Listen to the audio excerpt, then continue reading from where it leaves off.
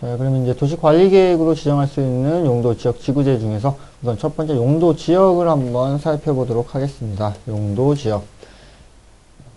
자, 용도지역이란 우선 무엇이냐? 그리고 어떻게 세분할 수 있고 결정은 어떻게 되는지 한번 보도록 하죠. 자, 용도지역의 개념. 자, 국토의 계획 및 이용에 관한 법률에 의해서 본다면 도시계획 체계상 도시관리계획으로 결정되는 토지 이용 제한의 기준이 되는 지역 구분이 용도지역, 용도지구, 용도구역으로 나눌 수 있다. 국토의 이 계획 및 이용에 관한 법률, 국계법에 의해서 본다면 도시관리계획으로 결정하는 토지 이용 규제, 토지 이용의 제한은 용도지역, 용도지구, 용도구역으로 나눌 수 있다. 그래서 제일 처음으로는 용도지역에 대해서 보도록 한다. 우리가 토지 이용 규제라고 하는 것은 그 해당 토지에 어떠한 것을 못하게 지정하는 것이고 도시관리계획으로서 그 내용을 정한다. 그래서 크게 본다면 용도지역은 도시지역, 관리지역, 농림지역, 자연환경, 보전지역 크게 네 가지로 볼 수 있다. 용도지역은 도시지역, 관리지역, 농림지역, 자연환경, 보전지역 네 개의 용도지역이 있고요. 자, 도시지역은 다시 주거지역, 상업지역, 공업지역, 녹지지역으로 세분하고 관리지역은 보전관리, 생산관리, 계획관리로 세분할 수 있더라. 그래서 우리가 주상공록, 관농자 이렇게 외우죠. 주상공록, 관농자. 그래서 뭐 학생들한테 용도지역 몇 개니? 라고 하면 4개요 해서 뭐 주상공록 하는데 기본적으로 용도지역 4개는 도시지역과 관리지역, 자연환경, 농림지역, 자연환경 보전지역 총 4가지로 구성된다는 것. 주거지역은 다시 제1종과 2종 전용주거로 나눌 수 있고 1, 2, 3종의 일반주거 그리고 준주거로 나누어 볼 수가 있습니다. 상업지역은 중심과 일반, 근린과 유통으로 나누어지고요. 그리고 공업지역은 전용, 일반, 중공업, 녹지지역은 보전, 생산, 자연으로 나누어진다. 그래서 기본적으로 용도지역의 세부는 다음과 같이 진행될 것이고요. 오늘 개별적 용도지역별 특성을 하나하나 살펴볼 것이고 용도지역의 특성을 알아야 도시관리계획으로 그 토지이용을 규제하는 것이고 그런 내용을 반영해서 도시기본계획을 수립해서 이 지역을 어떠한 주거지역으로 어떠한 상업지역으로 만들겠다라고 하는 방향을 잡아주는 거겠죠. 그래서 좀 본다면 자, 용도지역의 세분. 자, 우선 도시지역. 첫 번째 용도지역이 도시지역이죠. 도시지역은 인구와 산업이 밀집되어 있거나 밀집이 예상되어 그 지역에 대해서 체계적인 개발, 정비, 관리, 보전 등이 필요한 지역이다. 도시지역이라는 것은 인구와 산업이 밀집해 있대요. 그러면 인구 같은 경우 뭐야? 주거지역이고 사람이 많다면 그 사람들 서포트할 상업지가 있어야 된다는 거고 그 사람들의 일터, 공업지역도 있어야겠죠. 주상공이 함께 들어오는 곳이고 거기에 보전이 필요한 녹지까지 함께 들어와야 된다. 그래서 개발, 정비, 관리, 보전 등이 필요한 지역으로 도시지역은 볼 수 있다. 자, 그럼 도시지역은 우선 인구와 산업이 밀접해 있는데 도시지역의 세부는 첫 번째로 주거지역이 있더라. 자, 주거지역은 뭐예요? 거주의 안녕과 건강한 생활 환경의 보호를 위해 필요한 지역이다. 즉 사람 사는 공간, 편안하고 쾌적한 공간이 주거지역이다. 자, 상업지역은 상업이나 그 밖의 업무 편익 증진을 위하여 필요한 지역이다. 상업활동이나 그 밖의 상업 업무지역이라고도 하죠. 그렇죠? 쇼핑을 할 수도 있고요. 업무를 할 수 있고 또 상업이나 그 밖의 업무의 편익 증진을 위해서 필요한 지역이고요.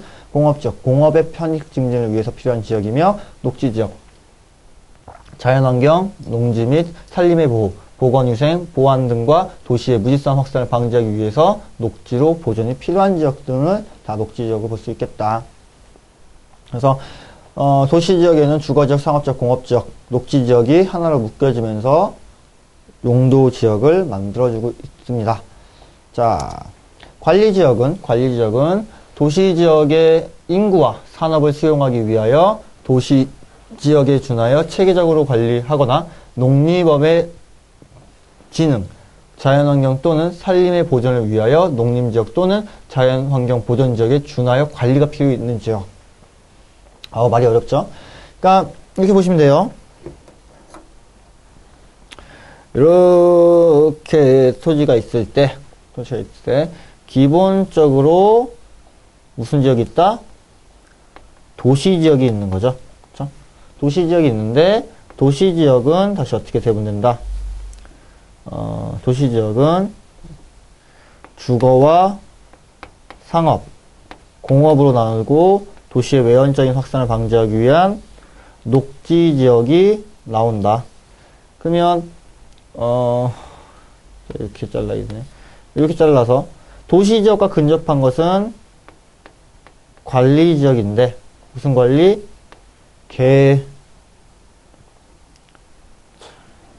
계획관리. 그렇죠? 계획관리. 그러니까 도시지역에 준해서 들어오는 게 계획관리, 농림지역에 준해서 들어오면 생산관리, 그리고 자연환경 보존지역에 준해 들어오면 보존관리지역으로 나눠진다. 그러니까 도시지역으로 정하기는 애매하고 자연환경 보존지역으로도 정하기 애매하고 그 농림지역으로 지정하기도 애매한 경우 관리지역이란 말로 지정하겠다. 완충의 역할을 하는 거죠. 자, 그래서 보전관리부터 한번 본다면 보전관리지역은 자연환경의 보호, 산림보호, 수질오염 방지, 녹지공간 확보 및 생태계 보전 등을 위하여 녹지보전이 필요하나 주변 용도지역과의 관계 등을 고려할 때 자연환경 보전지역으로 지정하여 관리하기 곤란한 지역. 자, 자연환경의 보호, 산림의 보호, 수질오염 방지, 녹지공간 확보 이거 다 자연환경 보존지역으로 지정해줘서 컨트롤하면 되는데 주변 환경이나 용도지역과의 관계를 고려했을 때 자연환경 보존지역을 설정할 수 없는 경우 관리지역으로 보전관리지역으로 지정하겠다. 생산관리도 마찬가지겠죠. 농업, 임업, 어업 등을 위하여 관리가 필요하나 주변 용도지역과의 관계를 고려했을 때 농림지역으로 지정하기 곤란한 지역이다. 그러니까 농업, 임업, 생산 등을 하기 위해서는 농림지역으로 지정이 돼야 되는데 농림지역으로 지정하기에는 주변 용도지역과 뭔가 마찰이 있다. 그 계획관리지역도 어떻게 했어요?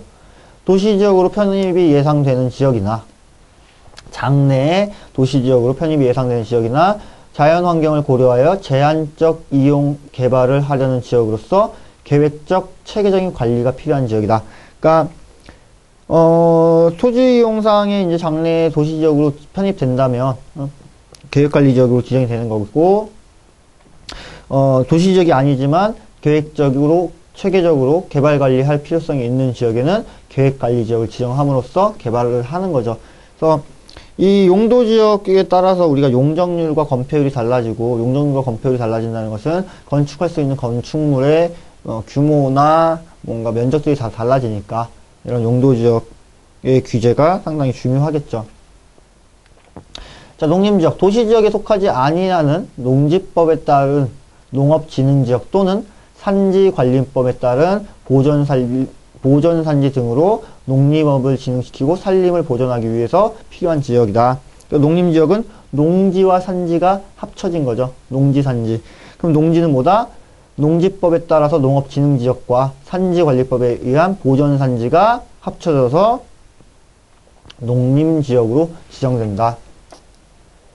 농림지역 같은 경우는 농지법에 따른 농업진흥지역. 분명히 농업을 진흥시켜야 되는 지역이고 산지법에 따른 보존산지. 보존의 가치가 있는 산지죠. 이 두 가지를 합쳐서 농림지역으로 보자. 그렇죠? 농사 짓는 거, 산림이잖아요. 농림지역은 두 가지가 합쳐지는 공간이고 자연환경 보전지역은 자연환경, 수자원, 해안, 생태계, 상수원 및 문화재 보전과 수자원의 보호, 육성 등을 위해서 필요한 지역에 보존하겠다.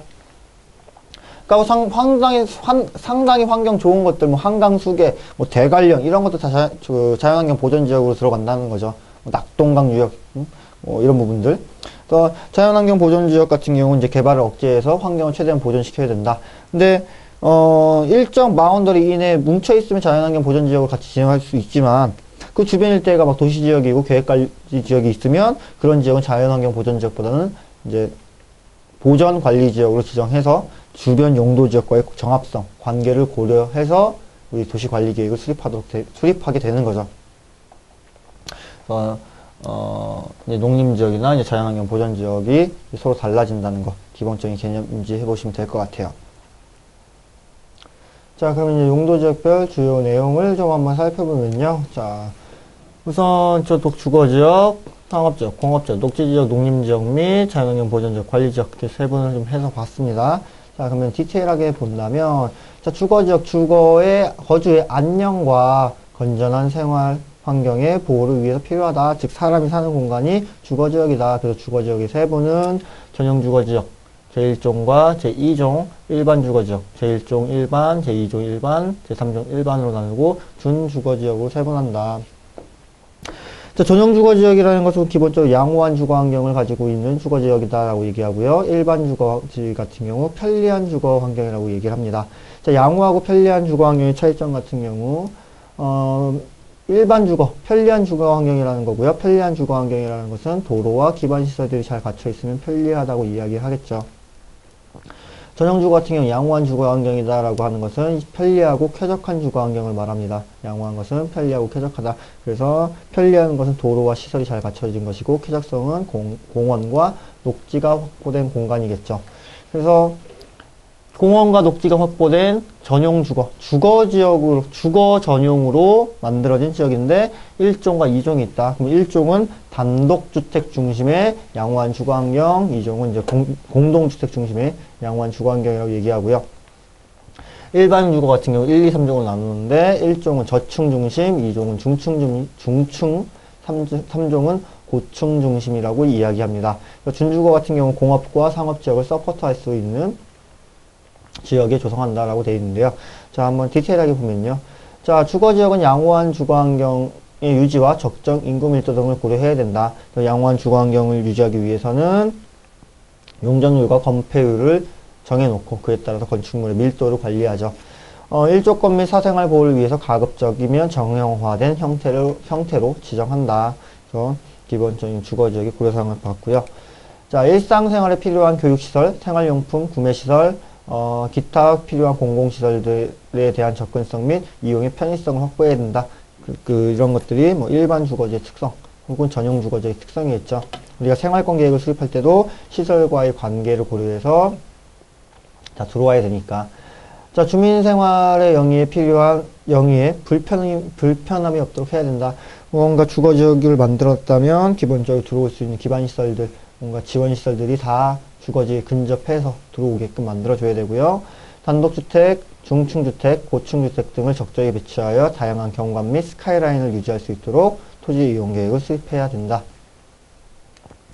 자, 그럼 지정 목적 같은 경우 본다면 1종, 2종, 제1종, 2종, 3종에 다 나옵니다. 자, 그럼 제1종 전용주거 같은 경우 단독주택 중심의 양호한 주거환경이래요. 제2종은 뭐래요? 공동주택 위주의 양호한 주거환경이다. 자, 그럼 우리 양호한 거에 대해서 정리를 해보면 양호한 주거환경, 야구한 주거환경 둘 다 전용이죠. 자, 제1종 같은 경우 저층 중심의 주거환경, 중층 중심, 고층 중심. 그래서 기본적으로 일반 주거는 편리한 주거 환경을 조성하자고 하고요. 양호한 것은 우리 쾌적하고 편리한 주거 환경을 이야기합니다. 그래서 일반 주거 같은 경우 편리한 주거 환경이라는 건 어떤 개념이에요? 도로 잘 갖춰져 있고 필요한 기반 시설이 잘 확보되어 있으면 편리하겠죠. 그렇죠? 그냥 주거 생활 영위하는 데 있어 불편함이 없도록 조성해 주는 거고, 전용 같은 경우 편리에 플러스 쾌적성이 붙죠. 보다 녹지 공간이나 공원과 같은 시설이 좀 더 많아지는 공간에 우리는 편리한 주거 환경이라고 이야기합니다. 그래서 양호한 주거 환경이라고 이야기해요. 이러한 환경에 대해서 우리는 양호한 주거 환경이라고 이야기합니다. 그래서 전용 주거 지역과 일반 주거 지역의 차이점, 특성의 차이점을 좀 인지하시는 게 중요할 것 같고요. 준주거 같은 경우 주거 기능을 주로 하되 상업 및 업무 기능을 보완해야 된다. 준주거는 어떻게 한다? 주거지역의 기능을 수행하지만 상업 및 업무 기능을 보완할 수 있는 우리 주상복합 같은 거죠. 주상복합 같은 경우 기본적으로 저층부에는 상업지역이 들어오고 고층부는 주거지역이 들어오죠. 그럼 주된 용도는 주거지지만 상업 업무 기능을 서포트할 수 있는, 보완할 수 있는 것도 들어올 수 있다. 자, 상업지역, 상업 및 그 밖의 업무 편익 증진을 위해서 필요한 지역을 지정하며 중심 상업지역은 도심, 부도심의 상업 기능 및 업무 기능의 확충을 위해서 필요한 지역에 지정한다. 그래서 우리 서울 같은 경우 뭐 2도심, 5부도심 이렇게 얘기를 하죠. 그러니까 뭐 종로, 강남, 뭐 영등포, 왕십리, 청량리 뭐 이런 등등의 지역들. 그러니까 중심 상업이라는 건 기본적으로 정말 중심이 되는 상업지고 커다란 상업지잖아요. 그래서 뭐 명동과 같은, 종로와 같은 그와 같은 곳들이 다 중심 상업지역으로 지정된다. 자, 일반 상업과 근린 상업, 유통 상업이 있는데요. 일반 상업, 일반적인 상업 기능 및 업무 기능을 담당하기 위해서 필요한 지역에 설치하겠다. 그래서 우리 일반적인 지하철 역세권, 일반적인 지하철 역세권이 웬만해서 다 일반 상업지일 거예요. 그래서 뭐 왕십리나 뭐 청량리나 여러분 웬만해서 보시면 지하철역 있고 지하철 역사와 함께 그 이마트와 홈플러스와 같은 그런 대형마트들이 좀 입점을 하죠. 그런 대형마트들이 좀 입점한 지역들이 일반 상업이다라고 생각하시면 좀 더 편하실 것 같아요. 그럼 그 위에 있었던 중심 상업 같은 경우는 백화점 같은 것들이 입점했다라고 생각하시면 좀 더 편하겠죠. 자, 근린 상업, 근린 지역에서 주거지 근처에서 근린, 가까운 이웃이 모여 사는 주거지에서 일용품 및 서비스를 공급하기 위해서 필요한 지역이다. 자, 우리 이와 같은 공간에 살고 있는데 집 앞에서 어떤 상가가 있거나 이랬을 경우, 그렇죠? 그런 것들이 다 근린 상업 지역으로 포함될 수 있다. 자, 유통상업 지역 같은 경우, 유통상업은 도시 내 및 지역 간의 유통 기능을 증진하기 위해서 필요한 지역에 지정을 하겠다.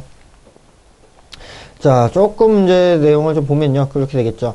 우리 현실 세계랑 좀 매치시켜서 본다면 우선 중심상업은 명동이나 종로와 같이 상업지역이 직결한 지역이죠. 그 주변 일대가 다 상업지역이란 말이에요. 다 상업지역이고 고층화 건물이 빽빽하게 둘러싸여 있는 것이 일반 상업이, 중심 상업이고, 일반 상업 같은 경우 지하철 역세권을 중심으로 대형마트가 들어와 있다. 그러면 대형마트 그 주변은 그 상업지역이 있지만 조금 나가면 주거지역이잖아요. 주거지역에서 그 생활 편익을 도모하기 위해서 일반 상업지역이 들어와 있죠. 근린 상업 같은 경우 근린 지역, 그러니까 집 앞에 가까운 지역에 우리 보면은 집에서 집 앞으로 조금만 나오면 도로변에 막 상가들 있고 식당들 있고 이렇잖아요. 그런 것들이 다 근린 상업지역이라고 생각하시면 편하다. 자, 그럼 마지막 유통 상업 같은 경우 이런 거죠. 여러분이 뭐 지방을 놀러 갔다고 가정을 했을 때, 지방을 놀러 갔다고 가정을 한다면 뭐 고속버스를 타고 갔다고 칩시다. 고속버스를 타고 가면 타고 가다가 얼마 안 돼. 고속도로를 타고 가다가 해당 도시에 도착한 다음에 톨게이트 지나고요. 톨게이트 지나서 얼마 안 가서 내리죠. 그렇죠? 그러면 지금 제 얘기를 본다면 여러분은 지방을 가기 위해서 해당 도시와 다른 도시, 타 도시를 연결하는 고속도로라는 걸 탔고요. 즉 메인 도로와 근접해 있고 톨게이트라는 도시 초입에서 얼마 지나지 않아 내렸다는 거죠. 그러니까 유통상업지역 같은 경우 기간도로망과 간선도로망과 연결을 시켜야 되고 도시 초입에 들어온다. 그건 뭐예요? 아무래도 도시 외곽에 있고 다른 시군과의 빠른 소통을 위해서 들어온다는 거고, 거기에 플러스를 본다면 여러분이 해당 그 지역에 내렸어요. 그 지역에 내려서 보통 택시를 타고 다른 지역을 가죠. 그렇죠? 그러니까 그 유통상업지역이 떨어졌다고 해서 여러분이 거기서 뭔가 유흥을 하거나 쇼핑을 하거나 그러지 않을 거란 말이에요. 그럼 택시를 타고 다른 지역으로 갔다는 건 어떤 개념이에요? 그 유통상업지와 택시 타고 간 지역. 보통 중심상업지겠죠. 그럼 유통상업지와 중심상업지는 떨어져 있다는 거. 서울로 생각하면 반대가 되겠죠. 서울로 보면 고속터미널이나 강남, 그 동서울터미널이 있을 텐데, 여러분이 지방에서 올라와서 고속터미널로 왔다고 합시다. 그러면 동서울 톨게이트, 서울 톨게이트죠. 만남의 광장 조금 더 지나서 고속터미널 입점하고요. 고속터미널 들어와서 여러분 어떻게 해요? 강남을 가든 사당을 가든 그 주변으로 가서 사람들을 만날 거란 말이죠. 동서울로 들어와도 마찬가지죠. 동서울 강변터미널로 들어왔을 때 건대나 신천으로 빠지게 되는 기본적인 공간이 다 나누어진다는 거. 그래서 유통상업지역 같은 경우 기본적으로 입적 특성에 따라서 생각을 해보는 게 좋겠다. 그래서 이런 상업지역의 위치, 조건 이런 것들을 좀 인지하시는 게 여러분이 좀 보다 토지이용 계획을 수립하는 데 도움이 될 것이고요. 자, 공업지역. 공업의 편익 증진을 위해서 필요한 지역으로 주거지역과 혼재를 피해야 하며, 주거지역과 혼재. 자, 아무래도 주거지역과 혼재한다면 공업지역에서 발생하는 매연으로 인해서 주거 환경이 안 좋아지겠죠. 오염으로 인한 피해를 방지해야 된다. 공업의 능률성을 높일 수 있도록 지역 및 교통시설과의 접근성을 고려하자. 기본적으로 공업이라는 것은, 산업단지라는 것은, 공장들의 연계성들 다 고려해야 되고, 그런 부분이 있다 보니까, 주거지역과는 좀 떨어지고, 접근성이 좋은 곳에 입지를 하자라고 이야기합니다. 자, 지정 목적을 봤더니 전용공업은요, 중화학공업, 공해성 공업 등을 수용하기 위해서 필요한 지역이다. 자, 중화학공업이나 공해성 공업이라는 거, 기본적으로 어떤 거예요? 우리 국가 기관망을 이루고 있는 뭔가 항만이든 석유, 뭐 자동차, 철강, 이와 같이 엄청나게 대규모의 공업지들이 중화학이나 공해성 공업이라는 거죠. 그러니까 이런 것들은 우리 뭐 산업단지를 따졌을 때 국가산업단지 해가지고 대규모의 산업단지들에 지정을 한다. 그래서 일반적인 공업지는 아니고요. 좀 공해성이 심한, 오염의 소지가 심한 것들의 전용공업지역이 들어갈 것이고, 자, 일반 공업지는 환경을 저해하지 않는 공업을 수용하기 위해서 필요한 지역이다. 자, 환경을 저해하지 않는, 그러니까 어떻게 보면 가내수 공업에서 우리 뭐 봉제 공장 같은 거 있잖아요. 옷 만들고 신발 만들고 뭐 이렇게 했던 약간의 오염도가 높지 않은 것들, 그런 것들은 일반 공업지. 우리가 일반적으로 그냥 굴뚝 공장, 제조 공장이라고 생각하는 것들이 웬만해서 그냥 일반 공업지라고 생각하시면 편할 것 같고요. 경공업 및 그 공업을 수용하되, 경공업 및 그 밖의 공업을 수용하되 주거 기능, 상업 기능 및 업무 기능의 보완이 필요한 지역에 들어온다. 중공업 같은 경우는요, 뭐 그렇게 생각해 보시면 돼요. 그러니까 우리 중공업지에 들어올 수 있는 게 뭐 인쇄소 같은 거거든요. 인쇄소라는 것은 어떻게 보면 상업 기능을 서포터해서 상업 기능을 보완해 주잖아요. 그러니까 어떤 걸 예를 들어 보면 되냐면, 우리 이렇게 서울에 보면 종로가 있죠. 그렇죠? 종로라는 중심 상업 지역이 있으면 종로 이면에 충무로와 을지로가 있단 말이에요. 충무로와 을지로. 그렇죠? 그러면 종로가 있고 이쪽에 뭐가 있어요? 남산이 있단 말이에요. 남산. 그럼 충무로와 을지로 사이, 남산 요 사이가 우리가 필동이라 불리는 동네가 있는데, 이쪽 동네가 이제 인쇄소가 많이 들어와 있어요. 인쇄소가. 그러니까 무슨 말이냐면 상업지역에 중심 상업지역에 업무를 보완하기 위해서 을지로와 충무로에 과거에 인쇄산업들이 많이 있었고, 그런 인쇄산업들, 공업지잖아요. 인쇄업이라는 거. 상업과 바로 붙어서 들어왔었는데, 그것이 지금 이제 집가가 밀리면서 상업지역이 좀 커지고 이쪽 필동 쪽으로 많이 들어와 있죠. 그래서 기본적으로 이제 주거 환경을 좀 상업을 보완해주기 위해서 들어왔다라고 보면 되겠죠. 그리고 기타 저런 것들, 약간의 이제 공해성도 있긴 하지만, 하수 처리장 같은 경우도 웬만해서 이제 중공업지에 좀 들어오거든요. 그러니까 중공업지에 들어온다는 건 하수 처리장 같은 경우 주거의 기능을 서포트할 수 있잖아요. 주거지에서 발생된 하수를 처리하기 위해서 만들어진 공업지다. 그래서 그렇게 좀 생각하시면 좀 편할 것 같아요. 전용공업은 엄청 오염이 심한 거, 일반 공업은 그냥 일반적인 공업지, 중공업은 뭔가 보완을 하는, 상업이든 주거든 뭔가 보완적인 공업이 필요할 때 지정을 하겠다. 자, 녹지지역 같은 경우 자연환경, 농지 및 산림의 보호, 보건위생, 보안 및 도시의 무지성 확산을 방지하기 위해서 녹지의 보존이 필요한 지역을 지정을 하는데, 용도지역 구분상 도시지역 중에서 가장 토지이용 규제가 강한 지역이다. 자, 무슨 말이에요? 도시지역이라는 용도지역 중에서 가장 토지이용 규제가 심하다. 토지이용 규제라는 건 어떤 거예요? 하지 못하게 하는 것들이 많다는 거죠. 이쪽에는 무슨 건물 들어올 수 없고, 용적률은 얼마고, 건폐율은 얼마고, 어떻게 만들어야 된다. 상당히 규제가 심한 지역이다. 그래서 지정 목적을 보면 자연 녹지지역, 생산 녹지지역, 보존 녹지지역이 있는데, 생산부터 먼저 살펴보면, 생산 녹지지역은 농업적 생산을 위해서 개발을 유도해야 된다. 기본적으로 도시지역 내에서 생산 녹지, 뭔가 논밭 과수원인데, 웬만해서 도시지역 내에 논밭 과수원이 별로 없죠. 그죠? 별로 신경 쓸 거 없을 것 같고, 보존 녹지 지역. 보존할 필요성이 있는 지역으로 제한적 개발을 허용한다. 그래서 뭐 제한적 개발을 허용한다고 하지만 웬만해서 개발할 수 없을 거고요. 자연 녹지 지역. 도시의 자연환경, 경관, 산림 및 녹지 공간을 보존하기 위해서 지정하겠다. 그래서 도시 지역 내에 있는 웬만한 공원 같은 것들, 뭔가 하천 같은 것들, 웬만해서 다 자연 녹지 지역으로 많이 지정이 될 거예요. 그래서 이런 녹지 지역들에 대한 내용은 우리 나중에 용도 구역 얘기를 할 때, 용도 구역에서 조금 더 디테일하게 한번 보도록 하고요. 자, 농림지역 및 자연환경 보전지역을 본다면, 자, 농림지역. 농림지역은 도시지역에 속하지 아니하는 농지법에 의한 농업진흥지역 또는 산지관리법에 의한 보전산지 등으로 농업이나 임업의 진흥과 산림의 보전 육성이 필요한 지역에 지정을 하겠다. 자연환경 보전지역은 자연환경, 수자원, 해안, 생태계, 상수원 및 문화재의 보전과 수산자원의 보호 육성이 필요한 지역에 지정한다. 그렇죠? 아까 잠깐 봤던 내용 동일하니까 넘어가도록 하고요. 자, 농림지역 같은 경우 농림의 진흥과 산림의 보전을 위해서 필요한 지역에 지정하고요. 자연환경 보전지역은 자연환경 등의 보전과 수산자원의 보호 육성에 의해서 들어옵니다. 자, 그럼 이제 관리지역 남았네요. 이제 관리지역 같은 경우 도시지역의 인구와 산업을 수용하기 위한 지역으로서 관리지역은 명확한 목적을 가지는 도시지역, 농림지역, 자연환경 보전지역 간의 완충지역이다. 그러니까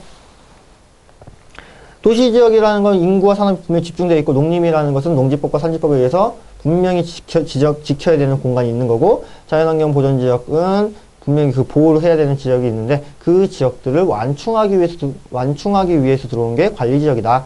그래서 보전의 목적을 하면서도 개발의 목적도 가진 중간적인 성격을 갖고 있는 지역으로 지정 용도되고 있다. 자, 도시지역은 기본적으로 개발 지향이잖아요. 농림지역, 생산 위주의 목적이 있는 거고, 자연환경 보전지역은 보존이라는 가치가 있을 때, 관리지역은 좀 완충적인 역할을 하고 두 개가 함께 할 수 있는 그런 개념을 잡아준다. 그래서 관리지역으로 지정된 경우 지역에 따라서 필요한 보존 조치를 취하거나 개발에 필요한 지역에 대해서는 계획적인 이용과 개발을 도모해 줄 수 있고, 관리지역은 자연환경, 농업적성, 이용실대 인구규모, 도시지역과의 인접 정도를 고려해서 토지 적성 평가를 통해서 결정한다. 여기 도시지역이 있어요. 그렇죠? 여기에 농림지역이 있고요. 여기에 자연환경 보전지역이 있다. 그럼 이 라인을 잡아서 누가 들어와요? 관리지역이 들어오는데 도시지역과 근접했다. 여기 무슨 지역? 계획관리가 되는 거고, 자, 자연환경가 있다. 그럼 보전관리가 되는 거고, 농림지역가 있다. 생산관리가 되겠죠. 그래서 명확한 목적을 가진 도시지역, 농림지역, 자연환경 보존지역과 이 사이에 완충적인 역할을 수행하기 위해서 들어오는 게 관리지역이다. 그래서 도시지역에 준한다면 계획관리, 자연환경 보존지역에 준한다면 보존관리, 농업지역에 준한다면 생산관리로서 그 역량을 볼 수가 있겠다. 용도지역의 특성을 이렇게 생각해 놓으시면 될 것 같고요. 자, 지정 목적. 도시지역의 인구와 산업을 수용하기 위해서, 도시지역에 준하여 체계적으로 관리하거나, 농림업의 진흥, 자연환경 또는 산림의 보전 등을 위해서 농림지역 또는 자연환경 보전지역의 준하여 관리가 필요한 지역에 지정한다. 같은 내용이고요. 그래서 내용을 보면 보전관리지역과 생산관리, 계획관리지역이 있습니다. 자, 계획관리. 도시지역을 편입이 예상되는 지역으로 체계적인 관리가 필요한 지역, 생산관리, 주로 농업적인 생산을 위해서 관리가 필요한 지역이고, 보전관리, 자연환경 보전, 수질 오염 방지, 녹지공간 확보 등의 목적에 의해서 자연환경 보존지역으로 지정하기 어려운 곳에 지정하는 관리지역이다. 자, 이렇게 보시면 기본적으로 우리가 용도지역에 대해서 쭉 살펴본 거죠. 그래서 이제 다음과 같은 토지이용 규제를 가지고 있죠. 도시지역은 상업지역, 주거지역, 공업지역, 녹지지역, 관리지역, 농림지역, 자연환경 보전지역으로 지정하고, 그에 따라서 개별적인 건폐율과 용적률의 기준을 갖고 있는 거죠. 그럼 봤을 때 90% 이하예요. 전체 100제곱미터가 있으면 90제곱미터까지 건물을 짓 수 있다는 거고, 그렇죠? 용적률, 건폐율에 따라서 용적률이 나오니까 최고 층수는 계산을 하시면 될 것이고, 자연환경 보전지역 같은 경우 건폐율 20% 이하, 상당히 건폐율이 낮죠. 그러니까 건물 짓 수 있는 땅이 대지 면적에 비해서 상당히 적다 보니까 개발 밀도는 조율이 된다는 거죠. 다음과 같은 토지이용 규제가 나오니까 이런 것들은 여러분 좀 외워주셔야 되고, 개별적인 용도지역 특성에 맞게끔 어떻게 지정되고 어떻게 구분되는가, 이런 거는 여러분이 좀 더 공부를 해보시는, 그 내용을 다시 한번 체크해 보시면 그렇게 어렵지 아니하게 정리할 수 있을 것 같습니다. 그래서 이렇게 해서 이제 용도 지역을 마치고요. 이제 다음 시간에 용도 지구와 용도 구역에 대해서 한번 살펴보는 시간을 갖도록 하겠습니다.